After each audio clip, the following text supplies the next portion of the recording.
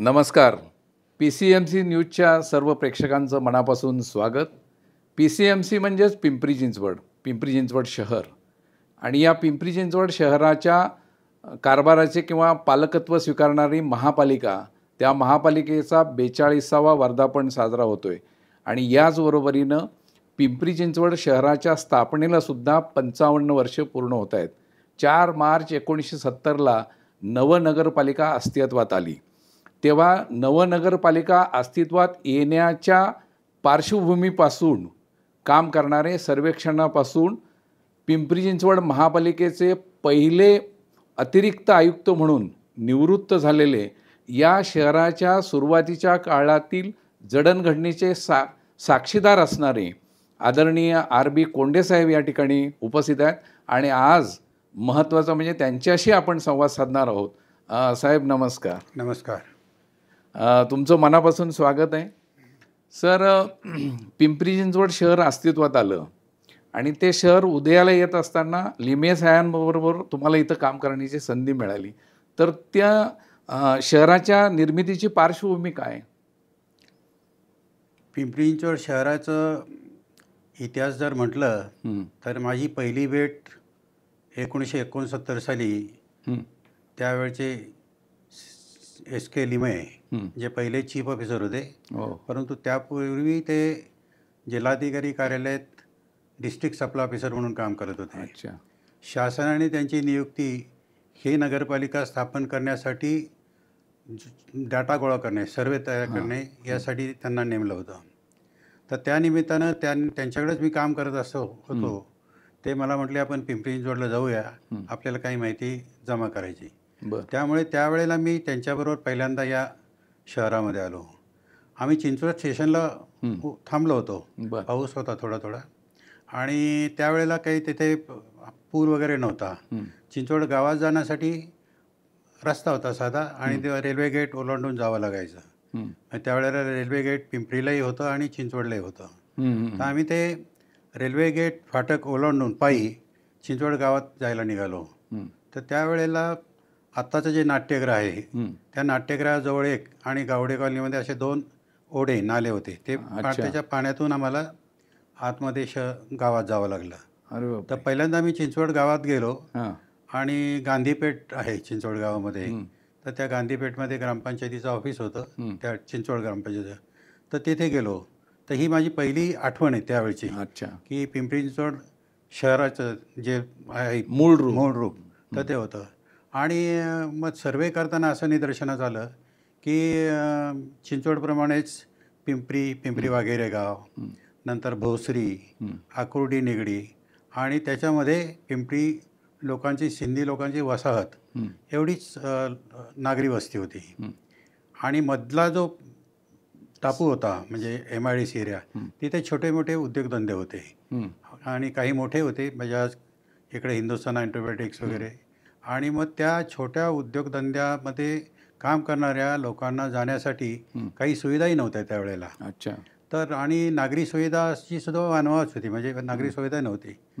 तर त्यावेळेला तिथल्या इंडस्ट्रीयल लोकांची जी असोसिएशन होती, त्या असोसिएशननी शासनाकडे पाठपुरावा केला की आम्ही या शहरात आहोत, आम्हाला सरकारला उत्पन्न मिळते, आम्हाला काहीतरी नागरी सुविधा देण्यासाठी एखादी संस्था कार्यान्वित असावी. ग्रामपंचायतीचे जे अधिकार होते ते मर्यादित होते. बरोबर. त्यामुळे मग शासनाने विचार केला की या ठिकाणी नगरपालिका जर करता आली तर पाहावं. त्याच्यासाठी तो सर्वे करण्यासाठी लिमे साहेबांची निवड झाली होती. आता सर, तुम्ही चिंचवडला आलात आणि चिंचवडची आठवण सांगितली की म्हणजे त्या काळात पूल पण नव्हता, ओढे होते, म्हणजे ग्रामपंचायतीचं गावठाणापुरतं काम ग्रामपंचायतीचं, असं ते खेड्याचं स्वरूप. तसं इतर गावांमधलं काय काय होतं, भोसरी किंवा आकुर्डी वगैरे? तर त्या निमित्त सर्वेच्या निमित्त आम्ही पिंपरी गावातही गेलो होतो. पिंपरी गावात जायला पिंपरीचं रेल्वे गेट आहे ते ओलांडून जावं लागत असे. मिलिटरी डेअरी फार्मकडनं एक रस्ता होता पण तो तिथंही गेट होतं. आणि भोसरीला त्यांच्यावर मी गेलो नव्हतो, पण भोसरीची परिस्थिती अशीच होती. ज्यानंतर मी ज्या वेळेला व्हिजिट केली त्यावेळेला भोसरीची परिस्थिती अशीच होती. आकुर्डी निघाली आणि मध्यंतरीच्या भागामध्ये म्हणजे चिंचवड स्टेशन टू भोसरी हं. इथे इंडस्ट्रियल बेल्ट होता. हं. महाराष्ट्र MIDC जी आहे हं, हं, ती हं. स्थापन झाली ती त्याच्या अनुषंगानं तो कारभार होता. बरोबर. त्या लोकांच्या सोयीसाठी हं. काही आवश्यकता असल्यामुळे त्यांनी सातत्याने मागणी केली होती मराठा चेंबर ऑफ कॉमर्स हं. आणि या माध्यमातून की आम्हाला नगरपालिका स्थापन करा हं. आणि त्याच्यातून हा, आम्हाला कारण सुविधा ते आहे. जकातीचं किंवा काय उत्पन्न असेल ते ग्रामपंचायतीला मिळत होतं. नाही त्यावेळेला उत्पन्न नव्हतंच. अच्छा. त्यावेळेला म्हणजे नगरपालिका सुविधासाठी निर्माण केली, हं. पण ती निर्माण होण्याची जी परिस्थिती होती हं. त्यावेळेला मग असं ठरलं की हा सर्वे केल्यानंतर हं. नगरपालिका स्थापन करण्यासाठी शासनाकडे प्रस्ताव जाणार आहे. हो, हो. पण नगरपालिका नको हं. असा थोडासा लोकांचा विरोधही होता, हां, हां. स्थानिक लोकांचा. पण त्यावर मग ते चर्चा वगैरे होऊन पुण्याला मला वाटतं पालकमंत्री त्यावेळचे नगरविकास मंत्री हं, हं. पु. ग. खेर साहेब आलेले होते, हो, बरोबर. अण्णासाहेब मगर होते हं. आणि मग स्थानिक आपले त्यावेळचे हं. सरपंच वगैरे सगळे आले होते. चर्चा झाली म्हणजे आणि नंतर त्यावेळेला निर्णय झाला की बा पिंपरी चिंचवड शहरासाठी हं. एक नगरपालिका हं. निर्माण करावी म्हणून पिंपरी चिंचवड न्यू टाउनशिप नवनगरपालिका. टाउनशिप म्युनिसिपल काउन्सिल अशी स्थापन झाली. आणि मग अण्णासाहेब मगरांनी हं. काही सूचना केल्या आणि त्यावेळचे जे ग्रामपंचायती आहेत हं. त्या ग्रामपंचायतीचे सगळे सरपंच. सरपंच आणि त्यामध्ये पिंपरी वसाहतीतून एक जगवाणी म्हणून होते हं. ते आणि बाकी मग इंडस्ट्रीचे प्रतिनिधी होते हां, बरोबर. आणि टाउन प्लॅनिंगचे प्रतिनिधी अशी म्हणून ती नगरपालिका 4/3/1970ला स्थापन झाली. 4 मार्च 1970ला अस्तित्वात आली. मग त्या दरम्यान या परिसराचं विधानसभेत प्रतिनिधित्व आमदार म्हणून अण्णासाहेब मगर करत होते. तर या शहराच्या निर्मितीमध्ये त्यांचा किती सहभाग? अण्णासाहेब मगरांच्या बरोबर मला जे काम करण्याचा योग आला हं. त्यामध्ये मी खरोखर भाग्यवान आहे. म्हणजे वा. असे व्यक्तिमत्व हं. असणं हं. सातत्याने विकासाचं त्यांचं ध्येय होतं हं. आणि पिंपरी चिंचवड शहर कसं चांगलं होईल या दृष्टीने त्यांचं कायम प्रयत्न असे. हं. मी त्यांच्यावर काम केलेल्या 2-3 गोष्टी असं सांगतो हं. की सुरुवातीच्या काळामध्ये हं. रस्ते नव्हते, हं. उत्पन्नाचं साधन नव्हतं. मग बरोबर. 1971ला जकात वसूल बसवण्याचा त्यांचा निर्णय झाला. हं. पण त्यापूर्वी गावं एकमेकांना जोडणं म्हणजे चिंचवडहून पिंपरीला जर जायचं झालं हां. तर बॉम्बे पुणा रोडला येऊन असं जावं लागत असे. बरोबर. मधले रस्तेच रस्ते नव्हते. तसेच इतर गावांचं पण होतं. हं. आणि मग आता आपल्याला माहिती आहे शासनाच्या नियमाप्रमाणे जागा ॲक्वायर करणं हे करणं त्याला लागतो. पण ह्यांचा समाज जीवनावर एवढा पगडा होता हं. की ते जिथं रस्ता पाहिजे तिथं जाऊन लोकांच्यात बसत असत. हं. तुम्हाला रस्ता पाहिजे ना, हं. मग तुम्ही आम्हाला जमीन लिहून द्या, हां, हां, हां. आम्ही लगेच रस्ता करतो. वा. हा असा म्हणजे हेही निर्णय घेण्याची त्याची जी पद्धत होती बरोबर, बरोबर. त्यामुळे ही 4 गावं जी आहेत हं. ती लवकर जोडण्यास मदत झाली. अच्छा. आणि मग त्यामुळे एकजिन्सीपणा यायला. नाही तर कसं पिंपरीचं अस्तित्व पिंपरी वेगळं, वेगळं, चिंचवड चिंचवडचं वेगळं, वेगळं, भोसरी हां. वेगळं. परंतु त्यामुळे सगळी गावं एकत्र यायला खूप चालना मिळाली, मोठी चालना मिळाली. हं. तर त्यामध्ये अण्णासाहेब मगरांचा फार मोठा हं. वाटा आहे. वाटा म्हणण्यापेक्षा त्यांची दूरदृष्टी हं. आणि लोकांच्यावर त्यांचा जो हे होता प्रभाव होता हं. किंवा ते आमदार म्हणून जे काम करत होते, हवेलीचे आमदार होते. हं. पिंपरी चिंचवड हा एक त्यांचा भाग हो, होता हो, बरोबर, कार्याचा. बरोबर. पण हवेलीच्या कामामध्ये हं. पिंपरी चिंचवडचा त्यांचं जे नगरपालिका निर्माण केली हं. त्याबद्दल ते नेहमी म्हणत असत. म्हणजे मला आठवत आहे बऱ्याच वेळा त्याच्या तोंडून मी असं ऐकलं हं. की या हॅरिस ब्रिज जी नदी आहे, हो. मुळा नदी, हां, मुळा त्या मुळा नदीच्याकडे मी नाही, पण इकडचं जे पिंपरी चिंचवड शहर आहे हं. हे मी 1 नंबरचं शहर निर्माण करण्यामध्ये प्रयत्न करेल. वा. आणि कायम त्यांचं ते त्या दृष्टीने प्रयत्न असायचं. हां. मग त्याच्या अनेक गोष्टी मला सांगता येतील. हां. पण सुरुवातीच्या काळामध्ये त्यांनी हे एक खेडेगावं एकमेकाला जोडण्याचं काम अतिशय महत्त्वाचं केलं. हां, हां. ही त्यांची सुरुवात त्यावेळची. आणखीन एक असं की बद्दल मी वाचलंय किंवा ऐकलंय असं अत्यंत साधेपणा आणि ते मगरपट्ट्यातनं स्वतःची गाडी घेऊन यायची, नगरपालिकेची गाडीसुद्धा वापरायची नाहीत असं मी ऐकलंय. मी कामाच्या निमित्तानं हां. अण्णासाहेब मगर जिथे राहत होते मगरपट्टा हं. तिथे बऱ्याच वेळा गेलो हं. आणि जावंही लागायचं. हं. त्यांच्याकडे बाकी कामं असत, हो, हो. इतर डिपार्टमेंटचे हे सगळे अधिकारी तिथे येत असत. इवन हं. जिल्हाधिकारी वगैरे सगळे तिथे येत असत. तर मी त्यांच्या घरी बरेच वेळा गेलो कामानिमित्त. जर सकाळी गेलं ना तर त्यांचा असा एक मोठा दरबार भरलेला असायचा. म्हणजे मोठा हॉल, समोर 100-150 लोक बसलेले आणि अण्णासाहेब वगैरे आपले एक हाफ पॅन्ट आणि असे बसलेले असायचे. लोकांचे प्रश्न, हा तुझं काय असे, आणि जागेवर निर्णय. अच्छा. कलेक्टर अशी एक हातोटी होती त्यांची. अच्छा. म्हणजे आणि व्यक्तिमत्व कसं की, आणि दुसरं एक वैशिष्ट्य त्यांचं मला असं जाणवलं की ते कार्यक्रम ठरवायचे लोकांच्या बरोबर. म्हणजे जुन्नरचा कोणी आला, इकडचा आला तर मी आता पुढच्या महिन्यात 6 तारखेला तुझ्याकडे येईल, 6 तारखेला अमुक वाजता येईल, असे ते तारखा देत असत. त्याची डायरी नव्हती. ते पण ऐकले मी. म्हणजे ही नेवर यूज डायरी त्यांच्याकडे नव्हती. आणि आम्हाला आश्चर्य वाटायचं की हे यांच्या लक्षात कसं राहतं. आणखीन एक त्यांचा त्या डायरीच्या हिशोबाने मला एक प्रसंग आठवला तो असा की कासारवाडीला शाळेचं बांधकाम सुरू होतं. बरोबर, मिलिटरीच्या हद्दीच्या कासारवाडी शाळेचं बांधकाम सुरू होतं. आणि त्यावेळेला अण्णासाहेब मगर स्वतः काही कामं जागेवर जाऊन बघत असत. तर त्यांनी सकाळी फोन केला की मी आज राजगुरुनगर म्हणजे खेडला जाणार आहे आणि येताना मी कासारवाडीला थांबेल संध्याकाळी.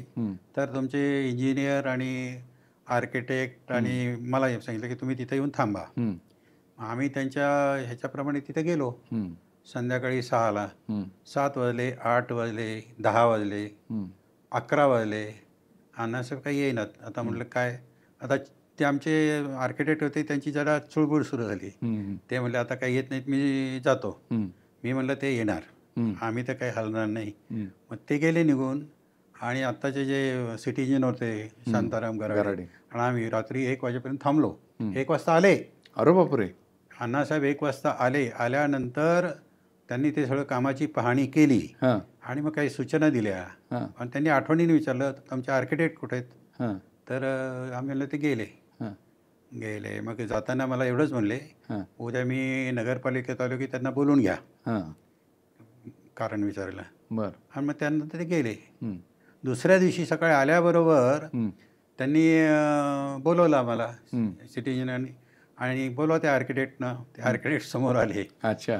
आणि ही वॉज सो इझी की अण्णासाहेबांनी बोललं असेल काय काम. आल्यावर ते म्हणले काय अण्णासाहेब काय काम आहे का. ते म्हणले मला म्हणले कोंडे एक कोरा कागद द्या, त्यांच्या पुढे ठेवा, पेन द्या त्यांना. ते बघतच राहिले. आणि अण्णासाहेब मगर त्यांना म्हटले की लिहा, तुमचा राजीनामा लिहा त्याच्यावर. अरे बापरे. आणि सही करा. ते हादरलेच, त्यांना काही कळे ना. मग ते म्हणले हे रात्री 1:30 वाजेपर्यंत थांबले, मी रात्री 1:30 वाजता आलो आणि तुम्ही निघून गेले.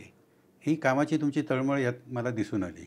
मग ही वासो हे म्हणजे वचकसुद्धा जो होता ना, ते स्वतःचं हे दाखवून उदाहरण देऊन ते सांगत असत कसं काम करायला पाहिजे. ह्याही तशा आणखी खूप आठवणी आहेत. दुसरं तुम्हाला मी एक आठवण अगदी मुद्दामून सांगतो की पिंपरी चिंचवड नगरपालिका वाहतूक व्यवस्था जेव्हा सुरू केली होती PCMT, तर त्यावेळेला 4 बस घेतल्या होत्या काहीतरी. नाही 8 बसेस आम्ही घेतल्या होत्या. म्हणजे 8 बसेस घेतल्या होत्या आणि ते परवानगी शासनाची रूटला मंजुरी मिळत नव्हती. PMTचा विरोध, महाराष्ट्र शासनाच्या ST डिपार्टमेंटचा विरोध, त्यामुळे त्या बसेस आपल्या पडून होत्या. म्हणजे नोव्हेंबर ते फेब्रुवारी अरे बापरे बसेस थांबून होत्या आणि त्याला परवानगी मिळत नव्हती. मग त्या म्हटले लिमाई साहेबांना की परवानगी काय मिळत नाही, आपण बघूया. तर मग ते बाबूराव काळे त्यावेळेला परिवहन मंत्री होते. मग अण्णासाहेब मगरांनी त्यांना फोन लावला, बा असं असं आहे, तुम्ही स्वतः तरी बसेस द्या, नाही तर आम्हाला चालू द्या. ती लगेच परवानगी मिळाली आणि मग त्याचं उद्घाटन झालं 4 मार्च 70ला. बरोबर. आणि पहिले 2 रूट मिळाले आम्हाला, एक पिंपरी भोसरी, एक चिंचवड भोसरी. पण काय झालं, मे महिन्यामध्ये भारतामध्ये रेल्वेचा मोठा संप झाला. अच्छा. जॉर्ज फर्नांडिस त्याचे हे होते नेते.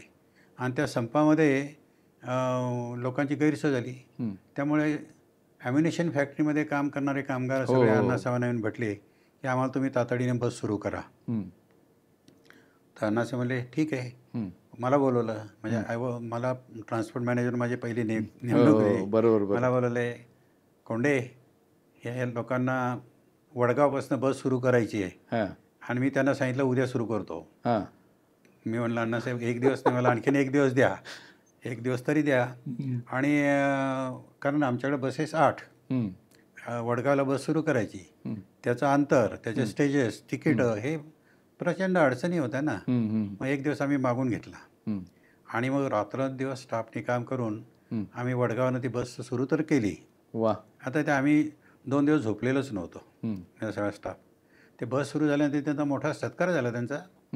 तर त्या सत्कारात मी स्टेजच्या बाजूला उभा होतो आणि अण्णासाहेबांचं त्या लोकांनी कौतुक केलं, हार वगैरे घातले. ते मध्येच थांबले, मला बोलवलं स्टेजवर. ते म्हणले, हे बघा, हे सगळं सत्काराचं निमित्त हे आहेत, म्हणून ते सगळे हार माझ्या गळ्यात घातले. क्या बात आहे. म्हणजे त्यांचे सांगण्याचा उद्देश असा होता की जर कामात चुकारपणा केला तर त्याला कठोर शासन, बरोबर, आणि कामामध्ये जर हे दाखवलं तर त्याचं गुणांचं कौतुक. हां, हे त्यांचे खास गुण होते.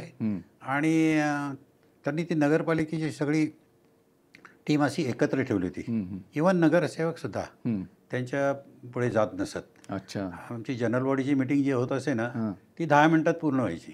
अच्छा. 10 मिनिटामध्ये. म्हणजे ही वॉज विषय वाचायचा आमच्या लिमाई साहेबांनी, त्यांनी मंजूर म्हणायचं. कारण सगळी कामं जी असायची ते लोकांच्या हितांसाठीच असायची ना. बरोबर. त्यामुळे त्याला विरोध करण्याचं कोणाचं हेही नव्हतं. अच्छा. पण त्यामुळं काय झालं की नगरपालिकेच्या विकासाला आणि ह्याला कामाला फार मोठी गती मिळाली.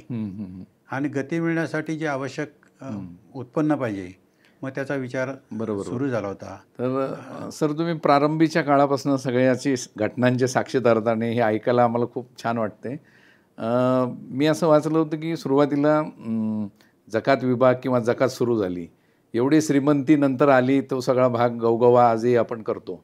पण जकात नाके म्हणजे ताडपत्रीत सुरू केलं ते, असं काहीतरी ऐकलं मी. जकात विभाग जकात सुरू करण्याचा ज्या वेळेला निर्णय झाला जानेवारी 71मध्ये, आणि त्यावेळेला मग की आपण जकात करू, मग ते जकातने नियम जे होते ते शासनाने सर्व नगरपालिकांना लागू केलेले नियम होते. त्याच्यामध्ये जे दरपत्रक असतं, शेड्यूल ऑफ रेट, तर ते मिनिमम मॅक्झिमम शासनाने ठरवले असतं आणि त्याच्यामध्ये आपण दर ठरवायचे. तर ते आमच्या नगरपालिकेमध्ये ते दर ठरले आणि 4 मार्च 1971ला जकातीची अंमलबजावणी करावी असं ठरलं. मग सुरुवातीला तुम्ही म्हटल्याप्रमाणे आमच्याकडे अशा काही स्वतःच्या इमारती नव्हत्या. मग निगडीला आणि फुगेवाडीला असे तंबू उभारले. तंबू त्यावेळेला मग तंबू उभारून जकात नाके ते त्या निगडीला सुरू केलं आणि एक पिंपरीला केलं. तर त्या तंबू बसवल्यानंतर आम्ही सकाळी 7 वाजताच स्वतः लिमाई साहेब आले, ते मी होतो, आम्ही ती निगडीच्या नाक्यावर गेलो आणि एक सकाळी पहिली ट्रक आली. ट्रक आल्यानंतर आता ते ट्रक ड्रायव्हर कसं आहे माहिती आहे का, ट्रक ड्रायव्हर ही म्हणतात की ही 19वी जात आहे, 18 पगड जातीमध्ये बसत नाही. तर ते त्या लोकांच्या सवयी म्हणा, हे म्हणा, ते नॅचरली, कारण त्यांना ज्या कामाचं स्वरूप असतं. तर ती पहिली ट्रक आल्यानंतर ते ड्रायव्हरचे डोळे असे जागरणाने किंवा हे झालेले, आणि आम्ही त्यांना म्हटलं नगरपालिकेचं नाकं आहे, एस्कॉर्ट फी द्या. तर म्हणला काय एस्कॉर्ट, असं म्हणलं. असेच म्हणते. म्हणलं एस्कॉर्ट फी म्हणजे पुण्यात जायचं ना तुम्हाला, तर 50 पैसे एस्कॉर्ट फी, आमचं फक्त 50 पैसे. 50 पैसे आप लोगों को क्या भीक लगे क्या, हे त्याचं वाक्य होतं. त्याने ते 50 पैसे काढले आणि आमच्या अंगावर टाकले. आणि पण ती जी ट्रक होती, ती ट्रक पाहिल्यानंतर लिमाई साहेबांनी पाहिलं, त्याच्यावर ते दत्ताचा फोटो वगैरे होता आणि आमच्या इथे हे होते, दत्त होते. त्यामुळे कोंडे, आपली आता जकात यशस्वी झाली, तू काळजी करू. क्या बात आहे. आणि that is how we started with minimum जे काय असतं ना. पण नंतर काय झालं की अडचण त्यात मोठी एक अशी आली की आपल्या हद्दीमध्ये कारखाने मोठे होते आणि कारखान्यांच्या लोकांना माल जो येतो हां, कच्चा माल भरपूर लागतो. ट्रक नाक्यावर हं, 2-2, 3-3, 4-4 तास थांबावे लागले, कारण त्याच्या त्या व्हॉल्यूमप्रमाणे त्या पावत्या करणं वगैरे खूप अडचणीचं झालं हं, आणि थोडीशी आम्हाला टीकाही सहन करावी लागली. हं, मग त्यातनं ताबडतोब एकत्र बसून हं. निर्णय झाला की ह्या मोठ्या इंडस्ट्रीजना आपण करंट अकाउंट मंजूर करून टाकू. खाती केली त्यांची. करंट अकाउंट म्हणजे त्याला फक्त पास द्यायचा, नाक्यावर थांबायचं नाही. हं, आणि आम्ही त्या लोकांच्यावर विश्वास टाकला हं, मोठा, की आम्ही तुम्हाला पास देतो, पण तुम्ही डिक्लेरेशन आम्हाला दर महिन्याला द्यायचं. हं, हं, हं, एवढ्या मालाला हं, त्याचं ऑक्ट्रा कॅल्क्युलेट करायची आणि त्याप्रमाणे ती गाडी पुढे जात असे. हं, सक्सेसफुल झालं. हं, आणि अर्थात जकात चुकू नये म्हणून आमच्या इन्स्पेक्शनचे अधिकार आम्ही आमच्याकडे ठेवले होते. हं. त्यामुळे ते जकात चुकत नव्हती. पण नाक्यावर जी गर्दी रांग लागत होती त्याला खूप हे मिळालं, हं. सुसह्य झालं आणि हो, लोकांना. बरोबर. दुसरी एक आणखी मोठी अडचण त्याच्यामध्ये होती की आपल्या पिंपरी चिंचवडमध्ये हं, माल वाहतूक करणाऱ्या हं, संस्था किंवा गाड्या खूप होत्या हं, आणि त्या नाशिक फाट्याच्या ठिकाणी त्यांचा थांबा होता. हं, माल बाहेरून घेऊन येणारे, इथून माल बाहेर घेऊन जाणार, असं ट्रक तिथे थांबत असं. तिथं नाशिक फाट्याला कोंडी पण होत असे आणि त्यांनाही अडचण व्हायला लागली या जकात सिस्टीममध्ये. मग त्यांच्यासाठी आम्ही खास त्यावेळेला नियम केले. बॉन्डेड वेअरहाऊस म्हणून हं. खाजगी वखार परवाना अच्छा, अच्छा. हा त्यांना द्यायला सुरुवात केली. ते नियम मंजूर करून घेतले शासनाकडनं हं. आणि त्यामुळे त्यांनाही सुलभता आली. वा. आमचंही काम झालं, नाक्यावरची गर्दी कमी झाली. That is how we improved. मग पुढे जकात नाकी वाढली आणि जकातीचं उत्पन्न प्रचंड वेगानं वाढलं. हो. कारण कसं आहे की पर्सेंटेज बेसिसवर जकात होती. जेवढं येईल म्हणजे टेल्को, बजाज ह्या लोकांचे खूप जकात. आणि त्यामुळे ते लोक म्हणत असत की पिंपरी चिंचवड हे श्रीमंत नगरपालिका आहे. That was compare to your population. त्यावेळेस लोकसंख्या आपली कमी होती आणि त्यामुळे दरडोई उत्पन्न जास्त उत्पन्न वाढत असे. म्हणून ते पण जकातीचं उत्पन्न हा चांगला स्रोत सुरू झाल्यामुळे पिंपरी चिंचवड शहराच्या विकासाला फार मोठी गती मिळाली. सर, जकातीमुळं आपल्या शहराची श्रीमंती वाढली, नंतर भविष्य काळात भौतिक सुविधा किंवा विकास झाला, हे जरी खरं असलं तरी या श्रीमंत नगरपालिकेचा कारभार साधारण 17 वर्ष भाड्याच्या घरात असल्यासारखा होता. तर ते पहिली भाड्याची इमारत आणि त्याचं सांगा समजानीच्या. तर ज्या वेळेला नगरपालिका निर्माण झाली त्यावेळेला नगरपालिकेची पहिली सभा चिंचवड गावच्या ग्रामपंचायतीच्या ऑफिसमध्ये झाली. वा. आणि मग तिथून विचार झाला की आता चारही जे गाव आहेत लोकवस्ती, भोसरी, पिंपरी, चिंचवड, अकोर्डी, याला मध्यवर्ती ठिकाण कुठलं तरी शोधलं पाहिजे. मग त्यावेळेला हे त्या खराळवाडीला एक ख्वाजा नावाच्या त्यांची ती एक मजला भाड्याने एकच मजला घेतला होता आणि तिथं ते कार्यालय सुरू झालं. ते मध्यवर्ती साधारण काय रचना होती, म्हणजे अध्यक्ष बसायला सभागृह होतं? त्याच्यामध्ये कसं होतं की अध्यक्षांचं एक केबिन, मुख्याधिकारी यांचं एक केबिन, बाकी सगळा हॉल मोठा. सगळे विभाग एकत्र. म्हणजे तसंच होतं. नंतर मग जसे वाढले ते आणखीन एक मजला वाढला, मग दुसरा एक मजला वाढला. पण ती पहिली सभा चिंचवड गावात. अच्छा. आणि नंतर मग हे त्या नगरपालिकेची सभा इथे सुरू झाली. मग त्या विस्तार होत गेला. त्याच्यानंतर जागा कॉर्पोरेशनने मला वाटतं पुढे जयराज फाटक असताना ती इमारत झाली कॉर्पोरेशनची इकडची. पण that is how we started with. जकातीच्या उत्पन्नामुळं मग तुम्हाला अनेक योजना आणि अण्णासाहेब मगरांनी त्या काळात म्हणजे प्राधान्य जे दिलं ते रस्ते जोडणे गावं.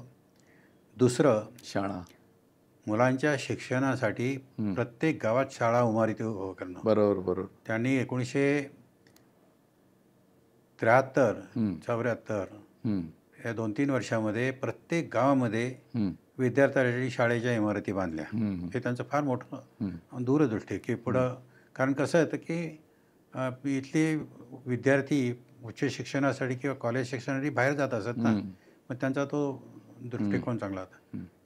त्याला त्यांनी प्राधान्य दिलं, रस्त्याला प्राधान्य दिलं आणि नंतर मग जे बाकीचे आहेत ज्या सुविधा त्या चालूच होत्या.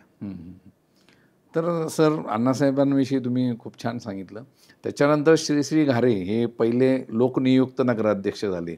तर श्री श्री घारेंची म्हणजे त्यांचा काळ आणि त्यांच्याविषयी थोडं सांगावंसं वाटतं. हो.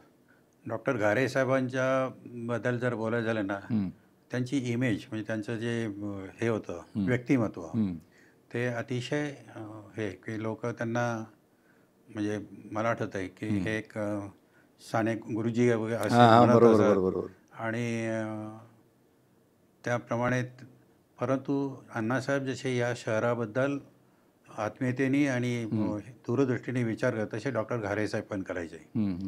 पण डॉक्टर घारे साहेब जरी असे साधे दिसत असले होते तरी ते निर्णयामध्ये कणखर होते. अच्छा. अतिशय कणखर. म्हणजे त्यांना त्या काळात म्हणजे त्यांच्या काळात काय झालं, नवीन नगरपालिका निवडणूक होऊन सभासद आले होते ना. बरोबर बरोबर. त्यामुळे ते बाकी त्यांना तसं तो हे करावं लागायचं, त्रास झाला. पण निर्णयामध्ये ते अतिशय कणखर होते आणि एकदा निर्णय घेतल्यावर त्याच्यावर ठाम असत. म्हणजे कोणाचाही ऐकून ते निर्णय बदलत नव्हते.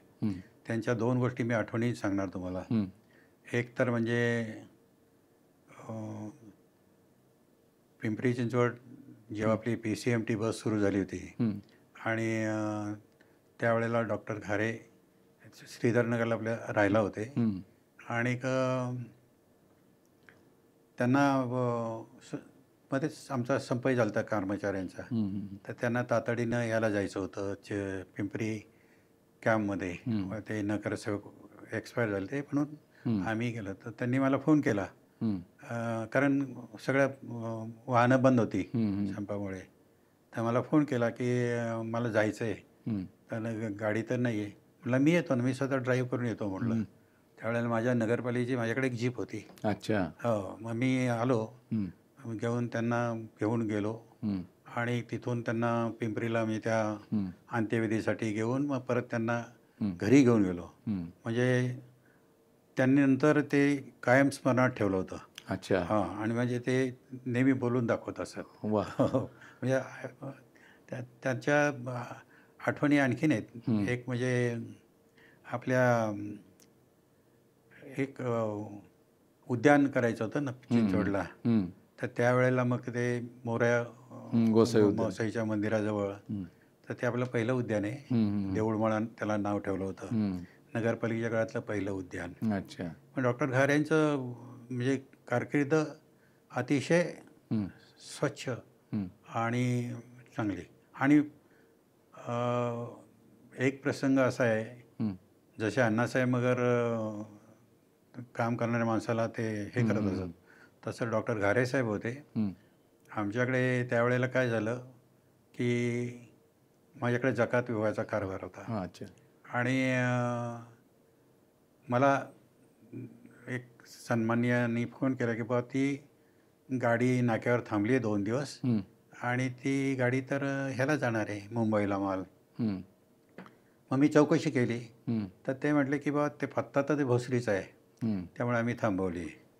मग मी परत चौकशी केली की ते म्हटले त्यांचीच एक फॅक्टरी कांदिवलीला आहे, तिकडं ती जाणार आहे. मग म्हणलं बरोबर आहे, तर तुम्ही काय करा, खात्री पटण्यासाठी देहू रोडपर्यंत आपला मनुष्य पाठवा, त्याला पास द्या, एस्कॉर्ट पास, आणि तिथली पावती झाल्यानंतर तुम्ही परत या. असं तो प्रश्न आम्ही सोडवला. पण त्याच्यानंतर हे झालं, त्याच्यावर प्रश्नोत्तर आली म्हणजे की हे सोडली कशी ही गाडी. तर मग ते आणि प्रश्नोत्तर सुरू झाल्यानंतर ते जनरल बॉडीमध्ये विषय होता. पण नेमका त्यावेळेला मी ह्याला गेलो होतो, जेजुरीला गेलो होतो. अच्छा. आणि मला पुण्यात आल्यावर कळलं की असं असं चाललं आहे, तुमची तिथं आवश्यकता फार आहे. तर मी आलो डायरेक्ट ऑफिसमध्ये. तर पण सभासद फारच हे होते, म्हणजे काय झालं, नेमकं काय झालं वगैरे. आणि डॉक्टर घारे त्यांना सांगितले तुमचं सगळं बरोबर आहे, पण त्यांना येऊ दे, त्यांचं आपण म्हणणं ऐकून मग आपण निर्णय घेऊ. He was so firm. बरोबर. 3-4 तास असं एक आहे त्यांचं कारकीर्द खूप छानच झाली, म्हणजे वादच नाही. अशी अण्णासाहेब मगर आणि डॉक्टर घारे या दोघांच्यामुळे या शहराला जो हं. पाया रचला गेला बरोबर बरोबर. तो फार म्हणजे भविष्य काळातल्या विकासाची पायाभरणी त्या काळात ती झाली. तर घारे साहेबांच्या काळातली 2 घटना मला आठवतात. तर तुमच्या लक्षात आहे का बघा, काहीतरी संप चालला होता आणि त्यांच्या डोक्याला कोणीतरी दगड मारला आणि लागलं, असं काहीतरी घडलं होतं. नाही, ते 2 घटना अशा झाल्या. हां. दगड लागला नाही, पण त्या संप झाला होता हं.